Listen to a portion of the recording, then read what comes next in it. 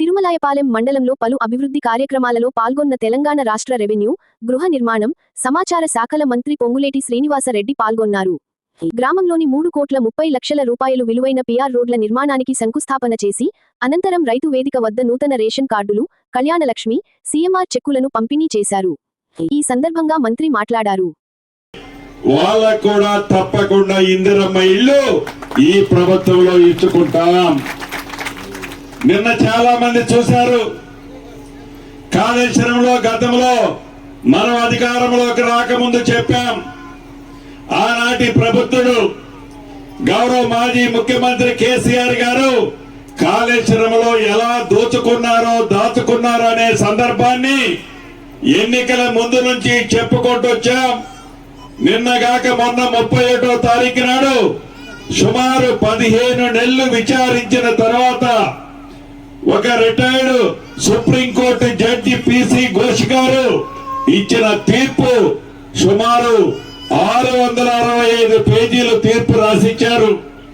దాంట్లో ఎలా ఉద్దేశపూర్వకంగా కాళేశ్వరాన్ని దోచుకున్నారో, ఏ వంకలతో దోచుకున్నారో, ఏమేమి చెప్పి కర్త కర్మ క్రియ కాళేశ్వరం అంటేనే కేసీఆర్ అని బొమ్మ పెట్టుకుని ఆనాడు మాయ మాటలు చెప్పారో ఆ చిత్రాన్నంతా పిసి ఘోష్ గారు ఇచ్చిన రిపోర్ట్ లో చాలా స్పష్టంగా కనిపిస్తుంది. మళ్ళీ అక్రమంగా పేదోడు సొమ్ము దోచుకున్న ఆనాటి పెద్దలు మళ్ళీ ఏ ఎన్నికలు వచ్చినా ఆ డబ్బును ఖర్చు పెట్టడానికి మీ దగ్గరకు వస్తారు. అది వాళ్ళు కష్టపడి సంపాదించిన డబ్బు కాదు, అది పేదోళ్ళ డబ్బు, పేదోళ్ళకి చెందాల్సిన డబ్బు ఎంత వచ్చినా అది మీదే. ఆ డబ్బు తీసుకోండి.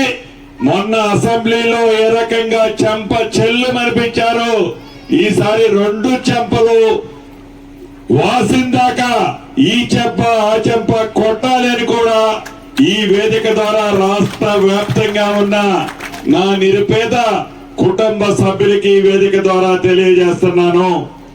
చివరగా ఒకటే, ఈ ప్రభుత్వం పేదోడి ప్రభుత్వం, పేదోళ్ల కోసం ఉన్న ప్రభుత్వం, పేదోడి కన్నీరు తుడిచే ప్రభుత్వం, పేదోడికి అండగా ఉండే ప్రభుత్వం. ఏదైతే అసెంబ్లీ ఎన్నికల్లో మీరు దీవించారో అదే పద్ధతిలో రాబోయే ఏ ఎన్నికలు వచ్చినా మీ దీవెనలు ఆశీస్సులు తప్పకుండా ఉండాలని మనస్ఫూర్తిగా కోరుకుంటూ మీ అందరి దగ్గర సెలవు